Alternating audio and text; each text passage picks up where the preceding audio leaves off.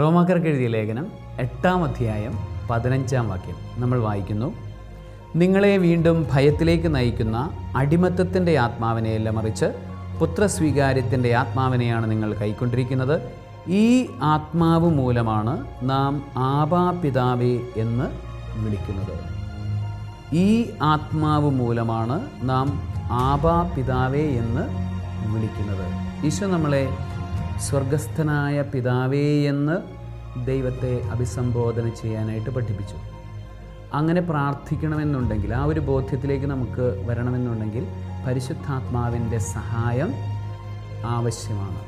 ചില ആളുകൾ പറയാറുണ്ട്, ക്രിസ്ത്യാനികൾ എല്ലാവരെയും അപ്പ എന്ന് വിളിക്കുന്നു, ക്രിസ്ത്യാനികൾ ദൈവത്തെ അപ്പ എന്ന് വിളിക്കുന്നു, എൻ്റെ വീട്ടിലെ അച്ഛനല്ലേ എൻ്റെ അച്ഛൻ എന്നൊക്കെ പലരും ചോദിക്കാറുണ്ട്.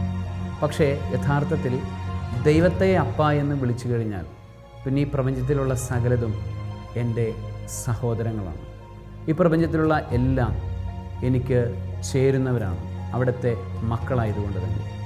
അപ്പോൾ ആ ഒരു വലിയ ആ ഇൻക്ലൂസീവ്നെസ്സിലേക്ക്, അല്ലെങ്കിൽ ആ ഒരു യൂണിവേഴ്സാലിറ്റിയിലേക്ക്, അല്ലെങ്കിൽ അത്തരത്തിലുള്ള എല്ലാത്തിനെയും ഉൾക്കൊള്ളുന്ന ഒരു അനുഭവത്തിലേക്കാണ് ആബാ പിതാവേ എന്നുള്ള ആ ഒരു ബോധ്യം കൊണ്ട് നമുക്ക് ലഭിക്കുന്നു. ആ ഒരു ബോധ്യം ഹൃദയത്തിനുള്ളവന് എല്ലാവരോടും ക്ഷമിക്കാൻ എളുപ്പമാണ്.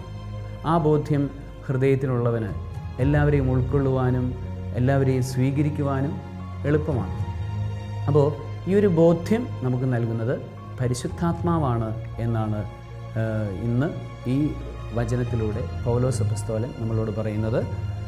അദ്ദേഹം പറയുന്നത് ഇങ്ങനെയാണ്: ഈ ആത്മാവ് മൂലമാണ് നാം ആബാ പിതാവേ എന്ന് വിളിക്കുന്നത്. അദ്ദേഹം പറയുന്നത് ഇങ്ങനെയാണ്: ഈ ആത്മാവ് മൂലമാണ് നാം ആബാ പിതാവേ എന്ന് വിളിക്കുന്നത്. പരിശുദ്ധാത്മാവുള്ളവനെ പിതാവായ ദൈവത്തെ പിതാവേ എന്ന് വിളിക്കാൻ സാധിക്കൂ. ദൈവത്തെ പിതാവേ എന്ന് വിളിക്കാനായിട്ട് സാധിക്കണമെന്നുണ്ടെങ്കിൽ പരിശുദ്ധാത്മാവ് നമ്മുടെ ഉള്ളിൽ ആവശ്യമാണ്.